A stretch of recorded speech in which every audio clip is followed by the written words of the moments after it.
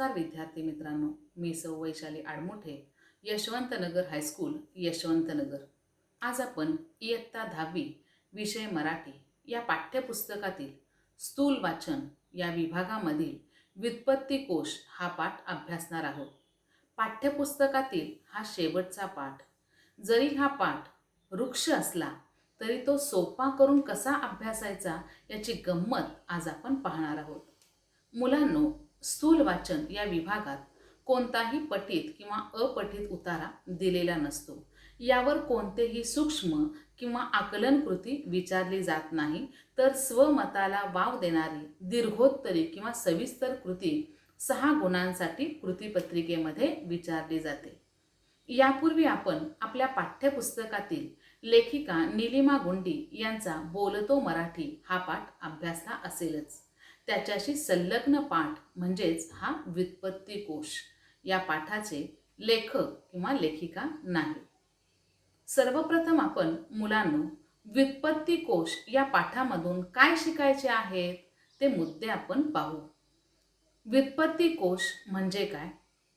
व्युत्पत्ती कोशाचे स्वरूप, व्युत्पत्ती कोश गरज व महत्त्व, व्युत्पत्ती कोशाचे कार्य, व्युत्पत्ती कोश निर्मिती ठराव, जबाबदारी, अर्थसहाय्य, प्रकाशन आणि गंमत शब्दांची. आपण व्युत्पत्ती कोश हा पाठ का शिकायचा? हेतू काय? तर मुलांनो, विद्यार्थी दशेतच आपण व्युत्पत्ती कोशाची गरज आणि महत्त्व समजून घेणे, शब्दांची व्युत्पत्ती अभ्यासणे म्हणजे शब्द केव्हा निर्माण झाला, कसा निर्माण झाला, कोठे निर्माण झाला हे अभ्यासणे, व्युत्पत्ती कोश हाताळण्याची सवय लावणे. शब्द एक पण त्याचे अनेक अर्थ हे समजून घेणे, शब्द एक पण निरनिराळ्या परिस्थितीमध्ये निरनिराळी रूपे धारण करतो हे समजून घेणे आणि आपल्यातील शोधक वृत्ती, निरीक्षण क्षमता, जिज्ञासा, कुतूहल इत्यादी कौशल्ये विकसित करणे. विद्यार्थी मित्रांनो, पाठाला सुरुवात करण्यापूर्वी मी आपणाला एक कथा सांगते. लक्षपूर्वक ऐका. एक गाव होते. त्या गावात एक मंदिर होतं. एकदा या मंदिरात पूजेला एक राजा येणार आहे असे त्या मंदिराच्या पुजाऱ्याला कळले. पुजाऱ्याला ही बातमी कळताच पुजाऱ्याने 6,000 रुपये कर्ज काढले आणि देवळाची रंगरंगोटी करून घेतली. ठरल्याप्रमाणे राजा मंदिरातील देवाच्या पूजेसाठी आला. त्याच्या हस्ते पूजा झाली आणि राजाने दक्षिणा म्हणून ताटात 4 आणे ठेवले. पुजाऱ्याला राग आला, पण पुजारी मात्र हुशार होता. राजा गेल्यावर त्याने 4 आणे आपल्या हातात मुठीत ठेवले आणि गावामध्ये गेला आणि गावातील लोकांना सांगू लागला, राजाने आज एक वस्तू ठेवलेली आहे, पण ती वस्तू इतकी मोठी आहे की माझ्यासारख्या गरीबाला ती झेपणार नाही आणि म्हणून मी त्या वस्तूची विक्री करतोय. एक व्यक्ती म्हणाली, 10,000 रुपये घे आणि ती वस्तू मला दे. पुजारी म्हणाला, नाही परवडत. आणखीन एक व्यक्ती म्हणाले की 50,000 रुपये घे आणि ती वस्तू मला दे. पुजारी म्हणाला, नाही परवडत. हळूहळू ही बातमी राजापर्यंत जाऊन पोहोचते. तसा राजा पळत पळत येतो आणि पुजाऱ्याला म्हणतो, हे माय, मी तुला 1,25,00,000 रुपये देतो, पण ती वस्तू कोणाला दाखवू नको बरं का. तेव्हापासून मराठीत एक म्हण रुजू झाली, ती म्हणजे झाकली मूठ 1,25,00,000ची. याचा अर्थ मौन पाळून अब्रू राखणे. आहे की नाही शब्दांची गंमत? आणखीन एक शब्द पहा की अडाणी. अडाणी हा शब्द केव्हा वापरतो की जो अशिक्षित आहे, न शिकलेल्या माणसाला आपण अडाणी म्हणतो. पण ग्रामीण भागामध्ये या शब्दाला फार वेगळा अर्थ आहे बरं का. आपण कितीही शिकलो, उच्च विद्या विभूषित असलो तरी पण शेती हा व्यवसाय जर आपणाला येत नसेल तर आपण ग्रामीण भागातल्या लोकांच्या दृष्टीनं अडाणी आहोत. अशा काही शब्दांच्या गमती जमती आपणाला अभ्यासाच्या असतील तर त्या गुगलवर किंवा आंतरजालावर नाही मिळणार. यासाठी आपणाला व्युत्पत्ती कोश अभ्यासायला हवा, कारण शब्दांची ओळख झाली ते की वाक्याची ओळख होते आणि वाक्याची ओळख झाली की भाषेची ओळख होईल. आता आपण या पाठाला सुरुवात करूयात. तुम्ही हा व्युत्पत्ती कोश आपल्या वाचनालयात किंवा ग्रंथालयात नक्कीच पाहिला असेल. हा एक मराठी आणि शैक्षणिक व्युत्पत्ती कोश आहे. व्युत्पत्ती कोशाचे लेखक आहेत कृ. कुलकर्णी म्हणजेच कृष्णाजी पांडुरंग कुलकर्णी. शुभदा सारस्वत प्रकाशन या प्रकाशनामार्फत हा कोश प्रकाशित झाला. या कोशाची पहिली आवृत्ती 1946 साली प्रकाशित झाली. दुसरी आवृत्ती 1963 साली प्रकाशित झाली आणि तिसरी आवृत्ती 1993 साली प्रकाशित झाली. सर्वप्रथम आपण कोश म्हणजे काय ही संकल्पना समजावून घेऊ. कोश म्हणजे विशिष्ट प्रकारे रचून उपलब्ध करून दिलेला माहितीचा साठा किंवा संग्रह. विशिष्ट प्रकारे रचून म्हणजे काय तर अकार विल्हेनुसार अ ते ज्ञ आपला मुळाक्षराचा किंवा वर्णमालेचा जो क्रम आहे त्या क्रमानुसार या कोशाची रचना असते. कोश म्हणजे शब्दांचा संग्रह असलेला मोठा किंवा जाडजूड ग्रंथ. मराठी भाषेमध्ये कोशांचे अनेक प्रकार आहेत. त्यापैकी इयत्ता 8वी मध्ये आपण शब्दकोश अभ्यासला आहे. इयत्ता 9वी मध्ये विविध संदर्भ पाहण्यासाठी विश्वकोश किती उपयुक्त आहे हे पाहिले आहे आणि इयत्ता 10वी मध्ये व्युत्पत्ती कोश अभ्यासणार आहोत. आता व्युत्पत्ती कोश म्हणजे काय हे समजावून घेऊ. व्युत्पत्ती म्हणजे शब्दाच्या अर्थाचे किंवा शब्दाच्या मुळाचे ज्ञान. एखाद्या शब्दाच्या मुळाविषयी माहिती घेणे किंवा त्याच्या उगमाविषयी माहिती घेणे म्हणजे व्युत्पत्ती सांगणे होय. पहा, थोडक्यात शब्द केव्हा, कसा, कुठे निर्माण झाला त्याचा उगम शोधणे म्हणजे व्युत्पत्ती होय. पाठ्यपुस्तकातील बोलतो मराठी या पाठामध्ये मोरांबा, अनसुया, कदर या शब्दांची व्युत्पत्ती दिली आहे. आपण काही वेगळी उदाहरणे पाहू. राजपुरुष. आपण काय अर्थ घेतो राजपुरुष या शब्दाचा तर राजघराण्यातील पुरुष. पण व्युत्पत्ती कोशामध्ये या शब्दाचा अर्थ पाहिला तर असं लक्षात येतं की राजपुरुष म्हणजे राजाच्या हाताखाली काम करणारा माणूस. दुसरं उदाहरण पहा. रुमाल. रुमाल हा फारसी शब्द आहे. रू म्हणजे चेहरा, माल म्हणजे फडके किंवा कापड. मग रुमाल याचा अर्थ काय तर चेहरा पुसावयाचे कापड. कुसुमाग्रज. विष्णू वामन शिरवाडकर यांनी कुसुमाग्रज या टोपण नावानं कवितांचं लेखन केलं. मग याचा अर्थ काय तर कुसुम हे बहिणीचे नाव आणि अग्रज म्हणजे मोठा. कुसुमचा मोठा भाऊ म्हणून कुसुमाग्रज. मुलांनो, कधी कधी पहा की आई आपणाला गमतीनं म्हणते पहा की तू ढ आहेस. तर तू ढ आहेस असं का म्हणते?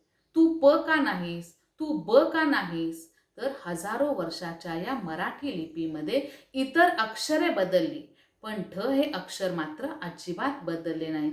तसा तू काहीही कर पण तुझ्यामध्ये अजिबात बदल होत नाही आणि म्हणून तू ढ आहेस. अशा अनेक शब्दांच्या व्युत्पत्तींचा संग्रह म्हणजे व्युत्पत्ती कोश होय. शब्दांचा वरवरचा अर्थ न घेता त्याच्या मुळाचं ज्ञान घेणं आणि यासाठी आपणाला व्युत्पत्ती कोश अभ्यासायला हवा. अगदी पाठाच्या सुरुवातीला पहा, प्रस्तावनेमध्ये सई या शब्दाची व्युत्पत्ती दिलेली आहे. सई हा शब्द संस्कृतमधील सखी म्हणजे मैत्रीण या शब्दावरून आला आहे. मग आपल्या परिचयातील अशा अनेक शब्दांच्या व्युत्पत्तीचा शोध घेऊन आपण आनंद मिळवू शकतो आणि नक्कीच आपण ते मिळवूया. पाठाच्या सुरुवातीला व्युत्पत्ती कोशाचं स्वरूप दिलेलं आहे.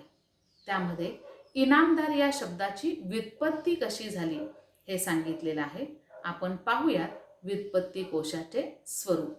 मुलगी राधा आणि आई यांच्यातील हा संवाद आहे. राधा आईला म्हणते, आई काय आहे ग कोपऱ्यात? तेव्हा आई म्हणते, ती सतार आहे. आजोबांना इनाम म्हणून महाराजांच्याकडून मिळालेली आहे. तेव्हा राधा म्हणते, इनाम म्हणजे काय ग आई? तेव्हा आई म्हणते, इनाम म्हणजे बक्षीस. तेव्हा राधा म्हणते, माझ्या वर्गातील तनया आहे ना, तिचं आडनाव इनामदार आहे. मग इनाम म्हणजे बक्षीस, मग इनामदार म्हणजे काय असेल? तेव्हा आई म्हणते, थांब, आजोबाच्या खोलीमध्ये व्युत्पत्ती कोश आहे, त्यामध्ये आपण या शब्दाचा अर्थ शोधू. पहा काय अर्थ सापडला. इनाम. पहा, हे नाम आहे. जर नाम असेल तर त्या नामाचं लिंग कोणतं आहे हे तिथं लिहिलं जातं. ते स्त्रीलिंगी आहे की पुल्लिंगी आहे की नपुसकलिंगी आहे. पण लिहित असताना स्त्रीलिंगी, नपुसकलिंगी, पुल्लिंगी याचं पूर्ण रूप न लिहिता त्याचं लघुरूप लिहिलं जातं. म्हणजे स्त्रीलिंगी असेल तर स्त्री, पुल्लिंगी असेल तर पु आणि नपुसकलिंगी असेल तर न, अशा पद्धतीनं लघुरूप व्युत्पत्ती कोशामध्ये दिलं जातं. याचा मराठीत अर्थ पहा. कायमची देणगी, मोफत वेतन, बक्षीस. इंग्रजीत अर्थ ग्रँट, प्राईज, इनाम. अर म्हणजे अरबी भाषा. अरबी भाषेचं पूर्ण रूप न देता तिथं लघुरूप दिलेलं आहे. जसं श्रीमती म्हटलं की श्री, चिरंजीव म्हटले तर ची, तसं अरबी या भाषेचं लघुरूप अर. या शब्दाची फोड दिलेली आहे. इन अधिक आम म्हणजे वरिष्ठाकडून देणगी. म्हणजे इनाम म्हणजे बक्षीस. मग दार म्हणजे काय, तर दार हा स्वामित्व दर्शक फारसी प्रत्यय आहे. हा प्रत्यय असल्यामुळं त्या प्रत्ययाचं इथं लघुरूप दिलेलं आहे प्र. दार म्हणजे एखादी गोष्ट एखाद्याजवळ असणे. इनामदार म्हणजे ज्याच्याजवळ इनाम आहे किंवा ज्याला इनाम मिळालेला आहे तो माणूस किंवा ज्याने इनाम धारण केलेले आहे ती व्यक्ती. पहा, आपणाला एखाद्या शब्दाबद्दल कुतूहल निर्माण झालं तर आपणाला व्युत्पत्ती कोश पाहावा लागेल. त्याची रचना अकार विल्हेनुसार म्हणजे अ, आ, ई ते ज्ञ पर्यंत आपली जी ही वर्णमाला आहे त्या क्रमानुसार शब्दांची रचना आपणाला पाहायला मिळते. आता दिवाळी हा शब्द कुठून आला असेल आपण पाहूया. दिवाळी हे स्त्रीलिंगी आहे, त्यामुळे स्त्रीलिंगी त्याचं लघुरूप दिलेलं आहे स्त्री. मराठीत अर्थ दिव्यांची रांग, एक सण. इंग्रजीत अर्थ पहा. A row of lights, a Hindu festival with nocturnal illuminations. विविध भाषांमध्ये हा शब्द कसा रूढ होत गेला आहे पहा. स म्हणजे संस्कृतमध्ये पहा दीपावली, दीपाली, इथं ल हा ऱ्हस्व आहे. प्रा म्हणजे प्राकृत भाषेमध्ये दिवाळी, दिवावली. ब म्हणजे बंगाली भाषेमध्ये दिवयाली. ओ म्हणजे ओडिया भाषेमध्ये दियाली. ही म्हणजे हिंदी. प म्हणजे पंजाबी या भाषांमध्ये दिवाली. सी म्हणजे सिंधी भाषेमध्ये दियारी. गु म्हणजे गुजराती भाषेमध्ये दिवाळी. आणि संस्कृतमधल्या दीपावली या शब्दापासून मराठीमध्ये दीपावली हा शब्द रूढ झाला. फरक हा आहे, संस्कृतमध्ये ल ऱ्हस्व आहे तर मराठीमध्ये ल दीर्घ आहे आणि दिवाळी हा मूळचा मराठी शब्द आहे. पहा, इथं संस्कृत, प्राकृत, बंगाली, ओडिया, हिंदी, पंजाबी, सिंधी, गुजराती अशा भाषांचे पूर्ण रूप न देता त्याचं इथं लघुरूप दिलेलं आहे. पहा, आहे की नाही गंमत. आपलाच शब्द थोडंसं रूप बदलून इतर भाषांच्या अंगणातही बागडतो हे कळल्यावर गंमत आपली वाढते. आता आपण व्युत्पत्ती कोशाचे कार्य पाहू. पहिलं कार्य पहा, शब्दांचे मूळ रूप दाखवणे. मग तो शब्द प्रमाण भाषेतील असेल किंवा बोली भाषेतील असेल. म्हणजे मराठी भाषेमध्ये एखादा शब्द कुठून आला हे सांगणं हे व्युत्पत्ती कोशाचं कार्य आहे. आपण काही उदाहरणे पाहू. प्रावीण्य हे विशेषण आहे म्हणून त्याचं लघुरूप इथं दिलेलं आहे बी. याचा अर्थ कुशल, तरबेज, निपुण. संस्कृतमधल्या प्रवीणहा या शब्दापासून प्रवीण हे नाम तयार झाले आणि प्रवीण या नामापासून प्रावीण्य हे विशेषण तयार झाले. प्रवीण म्हणजे वीणा हे वाद्य वाजवण्यात हुशार असणारा. मग प्रावीण्य याचा अर्थ काय, तर वेद, शास्त्र, पुराण अशा सर्व शास्त्रांमध्ये पारंगत असणारी व्यक्ती तिला आपण प्रावीण्य म्हणतो. चिल्लर हे स्त्रीलिंगी आहे म्हणून त्याचं लघुरूप दिलेलं आहे स्त्री. त्याचा मराठीत अर्थ आहे लहान, किरकोळ, खुर्दा, लहान नाणे, लहानपण, लघुता. इंग्रजीत अर्थ आहे चेंज ऑफ मनी. का म्हणजे कानडी भाषेमध्ये पहा चिल्ले, चिलरे, चिलवाण. तामिळी भाषेमध्ये चिल्ल आणि इंग्रजी भाषेमध्ये चिल्ड्रन किंवा त्याला चिल्लर पार्टी असं म्हणतात पहा. म्हणजे चिल्ले, चिल्ड्रे, चिलवाण या शब्दांपासून मराठीत चिल्लर हा शब्द बनला. वीज स्त्रीलिंगी आहे म्हणून स्त्री हे लघुरूप दिलं आहे. त्याचा अर्थ विद्युत किंवा सौदामिनी. इंग्रजीत अर्थ आहे लाइटिंग. म्हणजे संस्कृतमध्ये विद्युल्लता, ही म्हणजे हिंदीमध्ये बिजली, प्राकृत या भाषेमध्ये विज्जू, विजुआ, पंजाबी भाषेमध्ये बिज, सिंधी भाषेमध्ये बिजू आणि गुजराती भाषेमध्ये बीज. संस्कृतमधल्या विद्युल्लता या शब्दापासून मराठीमध्ये बीज हा शब्द रूढ होत गेला. गुपचूप हे अव्यय आहे, मौनदर्शक केवल प्रयोगी अव्यय. याचा अर्थ गप्प बसणे, सायलेंटली. संस्कृतमध्ये गुंपुचुपू, ओडिया भाषेमध्ये गुपचूप, पंजाबी भाषेमध्ये गुपचूप, सिंधी भाषेमध्ये गुपुचुपू आणि कानडी भाषेमध्ये गुपणे अशा अनेक शब्दातून गुपचूप हा शब्द मराठी भाषेमध्ये तयार झालेला आहे. या व्युत्पत्ती कोशाचं दुसरं कार्य आहे शब्दांच्या अर्थातील बदल स्पष्ट करणे. आपण उदाहरणाद्वारे हे कार्य समजावून घेऊ. पहा, शब्द एक, अर्थ अनेक. पाठ म्हणजे शरीराचा अवयव आणि दुसरा अर्थ पुस्तकातील धडा. पत्र म्हणजे पोस्टकार्ड आणि दुसरा अर्थ आहे पान. वर याचा अर्थ दिशा म्हणजे वरची बाजू आणि दुसरा अर्थ आहे नवरा. सूत म्हणजे धागा किंवा सूतचा दुसरा अर्थ आहे मुलगा. सुमन चांगले मन, फूल आणि मुलीचे नाव. पहा, आपण उदाहरण पाहू.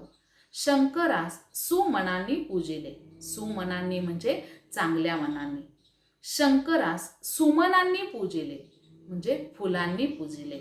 शंकरास सुमनने पूजिले म्हणजे सुमन मुलीचं नाव.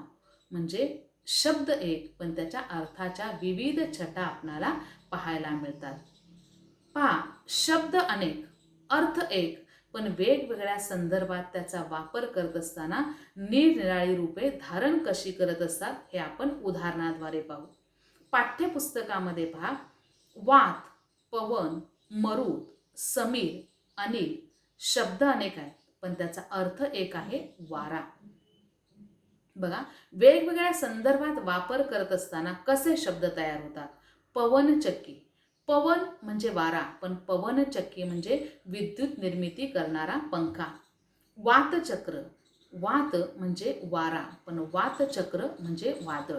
पण आपण वातचक्की किंवा अनिलचक्की, समीर चक्र असे शब्द वापरू शकत नाही. म्हणजे योग्य त्या ठिकाणी आपण योग्य त्या शब्दाचाच वापर करणं गरजेचं आहे.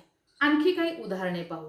नीर, जल, उदक, तोय शब्द अनेक आहेत, अर्थ मात्र एक, पाणी.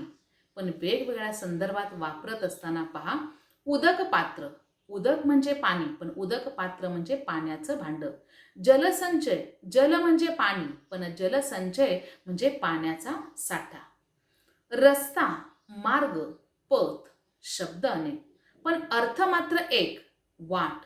पहा, वाट लावणे, वाट दाखवणे, वाट निश्चित करणे, वाट पाहणे, वाट लावणे, वाट निर्माण करणे. म्हणजे वाट हा एकच शब्द पण वेगवेगळ्या संदर्भात वापरत असताना त्याचे अर्थ मात्र बदलत जातात. त्याच्या अर्थाच्या छटा हळूहळू उलगडत जातात. व्युत्पत्ती कोशाचं तिसरं कार्य काय पहा, उच्चारातील बदल व फरक दाखवणे. शब्द एक, अर्थ एक पण विविध राज्यात त्यांचे उच्चार मात्र वेगळे पाहायला मिळतात. वांगे हा मराठी शब्द पण वेगवेगळ्या भाषेमध्ये त्याचे उच्चार कसे होतात ते पाहू. वाईगण, बेंगन, बदनिगै, बैगन, वंगा, बेंगन, बसदणे. 11 पहा, एकादस, एकारस, अगियार, ग्यारह, एगार, काह, एकोळस. आणि तिसरं उदाहरण आपल्याला इथं स्लाइडमध्ये दिसते, भोकर. हे उदाहरण आपण वाचा. म्हणजे शब्द एक, अर्थ एक, पण त्याच्या उच्चारातील बदल आणि फरक दाखवणे हे व्युत्पत्ती कोशाचे कार्य आहे. व्युत्पत्ती कोशाचं चौथं कार्य शब्दातील बदलांचे कारण स्पष्ट करणे. म्हणजे शब्दांमध्ये बदल का होतात त्याचं पहिलं कारण आहे सुलभीकरण, म्हणजे सोपे करण्याची पद्धत. आपणाला सोपं म्हणायला आवडतं. उदाहरणार्थ मराठीत आग हा शब्द कसा तयार झाला, तर संस्कृत या शब्दापासून अग्गी हा प्राकृत शब्द आणि अग्गी या प्राकृत शब्दापासून आग हा शब्द मराठीमध्ये रूढ झाला. सून हा शब्द मराठीत कसा आला, तर स्नुषा या संस्कृत शब्दापासून सुन्ना हा प्राकृत शब्द तयार झाला आणि त्यापासून मराठीमध्ये सून हा शब्द रूढ झाला. प्राकृत भाषा म्हणजेच गौतम बुद्ध किंवा भगवान महावीरांच्या कालखंडामध्ये बोलली जाणारी ही भाषा पाली ही सुद्धा एक प्राकृत भाषाच आहे. दुसरं कारण आहे परकीय आक्रमण. आजपर्यंत आपल्या भारतावर इंग्रज, डच, पोर्तुगीज अशा अनेक देशांची आक्रमणं झाली. त्या भाषेतले शब्द मराठी भाषेत रूढ होत गेले. इंग्रज तर आपली भाषाच ठेवून गेले. मग त्याच्यातले पेन, पेन्सिल असे कितीतरी शब्द आपण मराठी भाषेत जसेच्या तसे वापरत असतो. तिसरं कारण आहे व्यापारामुळं महाराष्ट्राचा इतर राज्याशी संबंध आला. जेव्हा दोन भाषा बोलणारे लोक एकत्र आले की त्यांच्या भाषातील शब्दांची देवाणघेवाण होते. मग अरबी, फारसी, इंग्रजी, कानडी, उर्दू अशा विविध भाषातील शब्द मराठीमध्ये कधी आहे तसे तर कधी बदल होऊन आले. यालाच व्याकरणमध्ये शब्दसिद्धी म्हणतात. उदाहरणार्थ पहा, पुस्तकामध्ये एक तक्ता दिलाय. संस्कृतमधल्या तुंड या शब्दापासून तोंड, कन्नडमधील तुप्प या शब्दापासून तूप, अरबी भाषेतील इत्र या शब्दापासून अत्तर असे अनेक शब्द मराठीमध्ये रूढ होत गेलेले आहेत. याशिवाय पहा, कानडी भाषेतून अण्णा, अक्का, इंग्रजी भाषेतून टीव्ही, कोट, हिंदी भाषेतून करोड, दाम, पोर्तुगीज भाषेतून साबण, हापूस असे कितीतरी शब्द मराठी भाषेमध्ये रूढ होत गेले आणि मराठी भाषेनं सुद्धा त्या शब्दांना आपलंसं केलं. याशिवाय काळानुरूप भाषेमध्ये बदल होत असतात. अगदी यादवकालीन भाषेपासून संतकालीन भाषा, पंडिती काव्य, शिवकालीन भाषा, पेशवेकालीन भाषा, इंग्रजांच्या कालखंडातील भाषा आणि आधुनिक भाषा इथंपर्यंत हा मराठी भाषेचा प्रवास जर पाहिला तर मराठी भाषेमध्ये, त्या शब्दांमध्ये, त्याच्या अर्थांमध्ये बदल होत गेलेले आहेत. आता हेच पहा ना, आपल्या आजी आजोबांची भाषा, आपल्या आईबाबांची भाषा, तुमची भाषा, मित्रांची भाषा, व्हॉट्सअपची भाषा यात फरक आहे. पूर्वी पहा की शहाणा हा शब्द हुशार या अर्थाने वापरायचे. आताही आपण त्याच अर्थानं वापरतो. पण काळ बदलला तसं शहाणा या शब्दाच्या अगोदर अति हा उपसर्ग लागला आणि अति हा उपसर्ग लागून अतिशहाणा हा शब्द तयार झाला. मग अतिशहाणा आपण कुणाला म्हणतो पहा, की ज्याला काही समजत नाही, जो बेअक्कल आहे, अशा व्यक्तीला आपण काय म्हणतो, अतिशहाणा. आणि या सर्वांची नोंद आपणाला व्युत्पत्ती कोशात पाहायला मिळते. पहा, शब्दांचे मूळ रूप दाखवणे, शब्दांच्या अर्थातील बदल स्पष्ट करणे, उच्चारातील बदल व फरक दाखवणे, शब्दातील बदलांचं कारण स्पष्ट करणे ही व्युत्पत्ती कोशाची 4 कार्ये आहेत. यावर कृती विचारली जाते. व्युत्पत्ती कोशाचं कार्य लिहा. ही कृती सोडवत असताना मुलांनो, व्युत्पत्ती कोशाची व्याख्या लिहा आणि मग व्युत्पत्ती कोशाची कार्ये पुढील प्रमाणे म्हणून हे 4 मुद्दे आपण तिथं लिहूयात. या मुद्द्यांचं स्पष्टीकरण मात्र नको. व्युत्पत्ती कोश कसा तयार झाला याची पार्श्वभूमी समजावून घेऊ. व्युत्पत्ती कोश निर्मितीचा ठराव, जबाबदारी, अर्थसहाय्य आणि त्याचं प्रकाशन. 1938 साली मुंबई येथे अखिल भारतीय मराठी साहित्य संमेलन भरलं होतं. स्वातंत्र्यवीर सावरकर हे या संमेलनाचे अध्यक्ष होते. व्युत्पत्ती कोश रचनेचं कार्य हाती घ्यावं, म्हणजे व्युत्पत्ती कोश तयार केला पाहिजे असा ठराव या संमेलनात मंजूर करण्यात आला. आणि मग व्युत्पत्ती कोश तयार करण्याची सर्व जबाबदारी कृ.पा. कुलकर्णी यांच्यावर सोपवण्यात आली. आता ग्रंथ तयार करायचा म्हटलं की पैसाही लागतोच, म्हणून बॅरिस्टर मुकुंदराव जयकर यांनी आर्थिक सहकार्य केलं आणि दाजी साहेब तुळजापूरकर यांनी पुरस्कृत केल्यामुळं व्युत्पत्ती कोश निर्मितीस मदत झाली. पुरस्कृत म्हणजे प्रेरणा, प्रोत्साहन देणं. 1946 साली या मराठी व्युत्पत्ती कोशाचं पहिलं प्रकाशन झालं.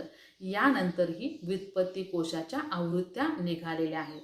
म्हणजे 1938 साली व्युत्पत्ती कोश तयार करण्याचं काम हाती घेतलं ते 1946 साली पूर्ण झालं. म्हणजे हा कोश तयार करण्यासाठी जवळजवळ 8 वर्षे लागली. कृपा कुलकर्णी यांच्या या अथक परिश्रमातून शब्द, त्यांची व्युत्पत्ती, त्याचे संदर्भ गोळा करून त्यांनी व्युत्पत्ती कोश हा ग्रंथ तयार केला.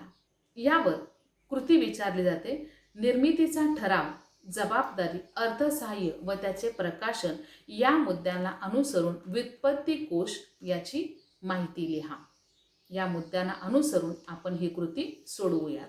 पहा, मराठी भाषेमध्ये विविध शब्दांची भर कशी पडते ते अभ्यासूयात. शब्द तयार होण्याचे विविध प्रकार यावर कृती विचारली जाते. टिपा लिहा. शब्द तयार होण्याचे विविध प्रकार.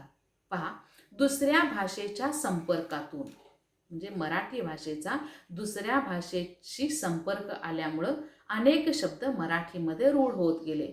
उदाहरणार्थ इंग्रजीतून आलेले ऑफिस, पेन, टेबल इत्यादी अनेक शब्द मराठीमध्ये रूढ होत गेले.